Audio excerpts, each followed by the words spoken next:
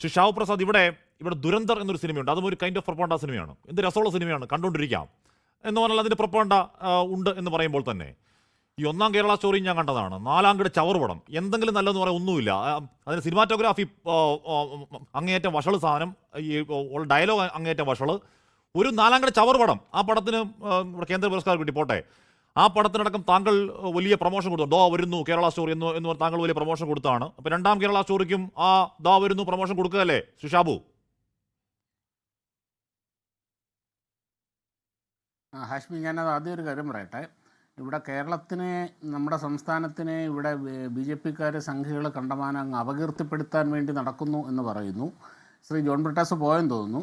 എന്തായാലും ആ പണി, കേരളത്തിനെ അപകീർത്തിപ്പെടുത്തുന്ന, കേരളത്തിന് നാണക്കേടുണ്ടാക്കുന്ന ആ പണി നല്ല വൃത്തിയായിട്ട് ജോൺ ബ്രിട്ടാസും എ ആർ റഹീമും ഒക്കെ പാർലമെൻറ്റിൽ കിടന്ന് കാണിക്കുന്നത് ലോകം കാണുന്നുണ്ട്. അതിന് പ്രത്യേകിച്ച് വേറെ ആരുടെ സഹായമൊന്നും ആവശ്യമില്ല. ഇനി മറ്റൊന്ന്, ഇപ്പം ഇവിടെ ഈ സിനിമ ഇതുവരെ ഇറങ്ങിയിട്ടില്ല ഹാഷ്മി. ഇറങ്ങാത്ത ഒരു സിനിമയെ പറ്റിയാണ് നമ്മളിവിടെ ചർച്ച ചെയ്യുന്നത്. എന്തായാലും ജോൺ ബ്രിട്ടാസ് പറഞ്ഞ ഒരു കാര്യം എനിക്ക് ഇഷ്ടപ്പെട്ടു. അതായത് നിരോധിക്കുകയൊന്നും അല്ല വേണ്ടത്, ഇറങ്ങട്ടെ, നാട്ടുകാർ കാണട്ടെ, നാട്ടുകാർ വിലയിരുത്തട്ടെ, ഇഷ്ടമുള്ളവർ നല്ലത് പറയട്ടെ, അല്ലാത്തവർ പറയട്ടെ. ഇങ്ങനെയൊക്കെയല്ലേ ഇത്. നമ്മളിവിടെ ഈ വലിയ ആവിഷ്കാര സ്വാതന്ത്ര്യത്തിൻ്റെ അപ്പോസ്തലന്മാരായിട്ട് നടന്നിട്ട് നമ്മളെന്തിനാണത്? അത് വരട്ടെന്നേ, സൗകര്യമുള്ളവർ കാണട്ടെ. പിന്നെ ഒരു സിനിമ ഇറങ്ങിയത് കൊണ്ട്, അല്ലെങ്കിൽ ഒരു സിനിമയിൽ ഒരു പ്രൊപ്പഗാൻഡ, നിങ്ങളുടെ വാദത്തിന് വേണ്ടി സമ്മതിക്കുന്നു, ഒരു പ്രൊപ്പഗാൻഡ ചർച്ച ചെയ്യുന്നത് കൊണ്ട്, അല്ലെങ്കിൽ പ്രൊപ്പഗാൻഡ പ്രചരിപ്പിക്കുന്നത് കൊണ്ട് അങ്ങനെ ഇടിഞ്ഞു പൊളിഞ്ഞു വീഴുന്നതെന്നൊന്നും അല്ല നമ്മുടെ സെക്യുലർ ഫാബ്രിക് എന്ന് പറയുന്നത്, നമ്മുടെ സോഷ്യൽ ഫാബ്രിക് എന്ന് പറയുന്നത്. നിങ്ങൾ എത്ര നിസ്സാരമായിട്ടാണ്, എത്ര സില്ലി ആയിട്ടാണ് നമ്മുടെ സൊസൈറ്റിയെ കാണുന്നത്. ഇല്ല ഇല്ല, അങ്ങനെയാണോ? നമ്മുടെ കേരളം ചിരിച്ചേ ഉള്ളൂ. ഇപ്പൊ സോഷ്യൽ മീഡിയയിലെ മീം കണ്ടാ അറിയാം, നമ്മൾ ചിരിച്ചേ ഉള്ളൂ, നമുക്ക് കുഴപ്പമില്ല. ഞാൻ പറഞ്ഞത് കേരളത്തിന് പുറത്ത് കേരളം ഒരു മഹാഭീകര സംസ്ഥാനമാണ്. കേരളത്തിനകത്തൊരു ചുക്ക് സംഭവിക്കില്ലാന്ന് ഒരു തർക്കവുമില്ല, ആൾക്കാർ ചിരിച്ചേ ഉള്ളൂ. കേരളത്തിന് പുറത്ത് കേരളം ഒരു ഭീകര സംസ്ഥാനമാണ്. അത് തിന്മയുടെ ഈ പറഞ്ഞ പോയിന്റാണ്. എനിക്ക് നേർക്കുന്ന അനുഭവമുള്ള കാര്യമാണ്. തൂ ലോക് പാകിസ്ഥാനി ഹേ എന്ന് ഒരാൾ പറഞ്ഞ് നേർക്കുന്ന അനുഭവമുള്ള കാര്യമാണ്. നിങ്ങൾ നടത്തിയ കള്ള പ്രൊപ്പഗണ്ടയുടെ ആഫ്റ്റർ എഫക്റ്റാ, പച്ചക്കള്ളം പറഞ്ഞതിന്റെ ആഫ്റ്റർ എഫക്റ്റാ.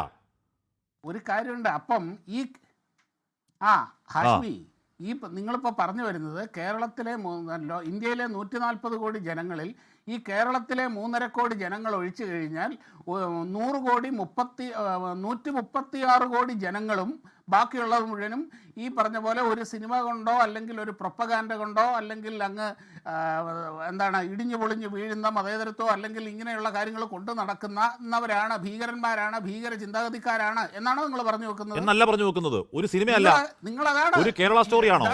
ഒന്നാം കേരള സ്റ്റോറിയാണോ? രണ്ടാം കേരള സ്റ്റോറിയാണോ? ഇവിടെ കർണാടകത്തിൽ വന്ന് ദോ നോക്കൂ കേരളം അതുപോലെ ആവാതിരി ഞങ്ങളെ ജയിപ്പിക്കൂ എന്ന് പറഞ്ഞിട്ടില്ലേ? 80-20 എന്ന് പറഞ്ഞിട്ടില്ലേ? എന്തൊക്കെ പറഞ്ഞു ഇവിടെ സംഘ നേതാക്കൾ ഈ കേരളത്തെ തിന്മയുടെ സംസ്ഥാനമായി കാണിക്കാൻ? ഷാബു, വെറുപ്പത്തിനാണ് കേരളത്തോട് ഇത്രയും പറയുന്നത് കേൾക്കൂ. അടങ്ങ്. അതായത് ഇവിടെ ഇരുന്ന് നിങ്ങളുടെ ഹാഷ്മിയുടെ ഇൻട്രോയിലടക്കം നിങ്ങളുടെ ഇവിടുത്തെ ചാനലിൽ, ഇവിടെ ഈ ചാനലിന്റെ ഫ്ലോർ ഉപയോഗിച്ചുകൊണ്ട് ദാ കണ്ടില്ലേ ഉത്തരേന്ത്യ ഭീകര സംസ്ഥാനം, ഇതാണ് അത് ഭീകര ഭരണമാണ് എന്ന് നിങ്ങൾ ഇവിടെ ഇരുന്ന് പറയാറില്ലേ? ഈ അവകാശം വായിലെ നാവ് നിങ്ങൾക്ക് മാത്രമല്ല ഹാഷ്മി. എവിടെ പറഞ്ഞു? നിങ്ങൾ പറഞ്ഞിട്ടുണ്ട്. ബാക്കിയുള്ളതെല്ലാം നിങ്ങളടക്കം ഹാഷ്മിയുടെ ഈ നിങ്ങളുടെ ഈ 24ന്റെ പ്ലാറ്റ്ഫോമും ഉപയോഗിച്ചുകൊണ്ട് പലരും പറഞ്ഞിട്ടുണ്ട് ഉത്തരേന്ത്യ ഭീകര സംസ്ഥാനമാണെന്ന് പറഞ്ഞ ഒറ്റ വിഷയം ചൂണ്ടിക്കാണിക്കാവോ? ഉത്തരേന്ത്യയിലെ ഏതെങ്കിലും സംസ്ഥാനം ഭീകര സംസ്ഥാനമാണ്?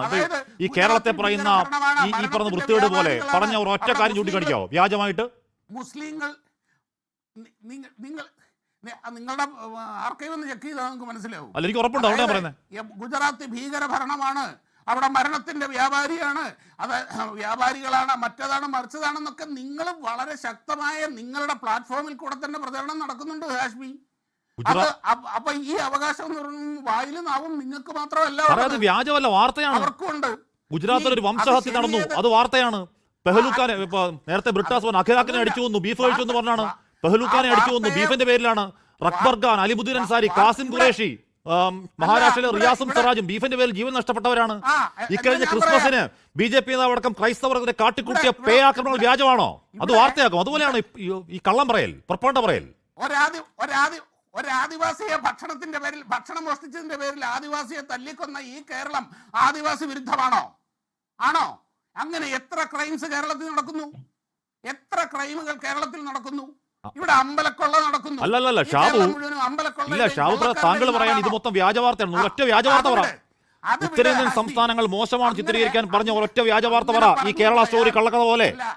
അങ്ങനെ അത് തന്നെ പറഞ്ഞ വാർത്തയുടെ കാര്യം തന്നെ ഞാൻ പറഞ്ഞത്. വാർത്തയെ വളച്ചൊടിച്ച് നിങ്ങളുടെ സൗകര്യത്തിന് വളച്ചൊടിച്ച ഒരു വാർത്ത പറയൂ ഷാബു. വക്രീകരിച്ച് പ്രചരണം നടത്തുന്ന കാര്യമാണ് ഞാൻ പറഞ്ഞത്. വളച്ചൊടിച്ച ഒരൊറ്റ വാർത്ത പറ. അങ്ങനെ ഈ രാജ്യം 140 കോടി ജനങ്ങളുള്ള ഈ രാജ്യത്ത് 140 കോടി ജനങ്ങളുള്ള ഈ രാജ്യത്ത് ഒരുപാട് ക്രൈമുകൾ എല്ലാ സംസ്ഥാനങ്ങളിലും നടക്കുന്നുണ്ട്.